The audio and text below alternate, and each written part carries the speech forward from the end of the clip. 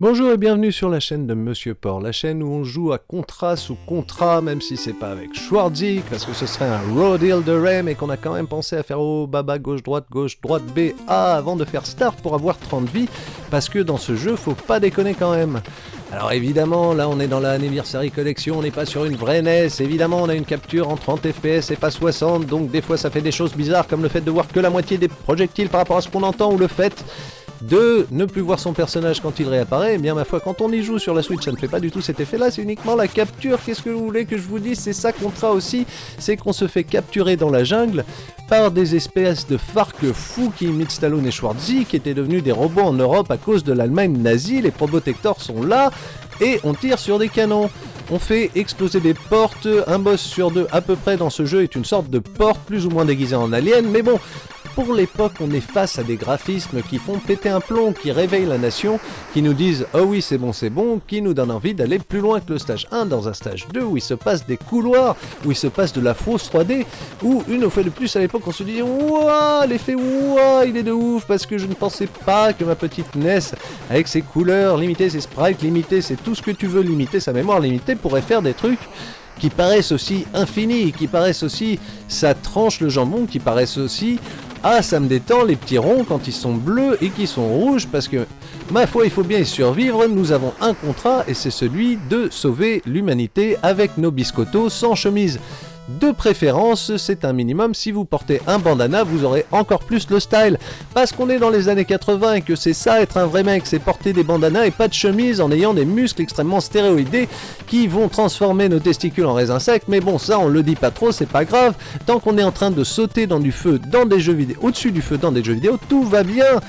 Et revoilà un boss sport, mais un boss sport joli, un boss sport Alien versus Predator, un boss sport, Hugo Boss Sport, on peut bien le dire, c'est le genre de boss qui te vendrait des parfums en te le crachant dessus, parce que il faut bien avouer qu'il a du caractère, il a quand même de la patate, il a quand même du attention, c'est le niveau 4, et qu'on a une petite répétition, là il n'y a pas beaucoup de répétition dans le jeu, mais c'est juste une sorte de redite en plus dur du niveau 2, on peut bien le dire. Mais c'est vraiment plus dur, donc on en chie vraiment plus, donc on se dit « Ah, je ne regrette pas vraiment d'avoir fait ce niveau 4, je suis très réussi, je suis très rassuré. » Je suis moins rassuré sur le fait que Konami a arrêté de faire des vrais jeux, que maintenant ils font des jeux pour les téléphones portables parce que ça coûte moins cher à développer et que ça rapporte beaucoup plus d'argent, donc pourquoi s'embêter de nos jours avec des AAA qui coûtent des millions, des centaines de millions à faire des trucs comme ça, t'es même pas sûr que ça vende. Regarde, même Kojima avec son Death Stranding, je sais pas comment ça s'en est sorti au final. Konami a pas dû regretter de l'avoir lourdé, mais bref, tout ça pour dire que c'est bien triste qu'il ne fasse plus des Castlevania, des contrats comme ça, des petits Gradius, des petits Axelet, des petits jeux d'arcade de ouf, bref, de tout ce qui a fait qu'on a adoré Konami à cette époque et qui depuis, eh ben c'est ben triste, hein, parce que on même plus l'usine APS, je veux dire, qu'est-ce qui reste comme espoir? Qu'est-ce qui reste comme espoir? Et ben se taper des demi-boss comme ça où on se dit ça va être super juste, si le truc il avance vers ma gueule, je suis vraiment foutu, j'espère que je vais survivre et ça passe. Et pourquoi ça passe? Parce que c'est la magie de Contra et qu'on a monté les autres fois où ça n'est pas passé, où on s'est bien fait éclater, évidemment. C'est le jeu et nous sommes maintenant face au boss qui est un extraterrestre en soucoupe qui nous envoie des extraterrestres en soucoupe parce qu'on n'est pas un serpent qui se mord la queue près. Le nom original du jeu en japonais était Ouroboros, évidemment pour ceux qui ne le savaient. Et ici on a des gars aussi torse nu avec des gros boucliers de métal. Tu fais l'homo-érotisme, va jusqu'au bout. J'espère qu'on n'aura pas une parodie de Mad Max 2 comme boss. Ah bien si, mais si, évidemment si. Et j'ai qu'une chose à lui dire, c'est just walk away. Mais non, il ne m'écoute pas, il saute sur place et voilà, il s'est fait manger, manipuler par son jukebox. C'est comme ça que ça se passe. Alors est-ce que quelqu'un pourrait m'expliquer aussi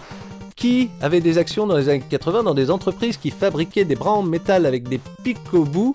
Parce qu'il y en a dans Castlevania, il y en a dans Megaman, il y en a dans Double Dragon, il y en a dans ce jeu, dans tous les grands classiques de la NES, mais c'est quoi le délire? Pourquoi autant de pics au bout de bras en métal dans les années 80? Je n'ai pas l'explication. Pourquoi ce boss est une croix directionnelle en face de nous? Je ne sais pas, mais c'est encore un boss sport et c'est peut-être le moins impressionnant de tout le jeu, mais il enchaîne avec le niveau le plus impressionnant de tout le jeu. On change complètement d'ambiance, on n'est plus jungle, on n'est plus usine, là on est complètement alien avec des motifs improbables et pour de la NES c'est quand même super bien travaillé, des espèces de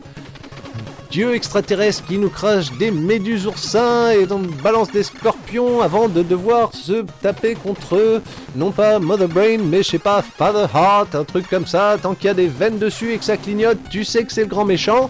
et que je me fais bien poutrer comme il faut, que je suis bien content d'avoir fait le code Konami, parce que sinon j'avais aucune chance d'en revoir le bout de ce cher petit jeu, hein. Forcément c'est ça, la réalité d'y rejouer 30 ans après, hein. Ça pique un peu les yeux et pas seulement, mais on y arrive, on est content et on se rappelle que niveau jouabilité, niveau graphisme, niveau musique, niveau tout, c'est vraiment charmé quand ça détend un truc de ouf, ça donne envie de rejouer à Probotector parce que je sais pas pourquoi je trouve que les robots sont plus classe, là encore c'est peut-être une histoire de nostalgie, mais toujours est-il qu'on nous dit congratulations à la japonaise et qu'on a détruit le vilain Faucon Rouge et qu'on a sauvé l'univers et qu'on peut se considérer comme un héros et que c'est Konami qui nous faisait ça parce qu'il nous faisait des bons jeux à l'époque et qu'on remercie Konami, même s'ils nous mettent la musique du Game Over alors qu'on a gagné, mais c'est ça, c'est la vie, hein, et merci de m'avoir suivi, à plus.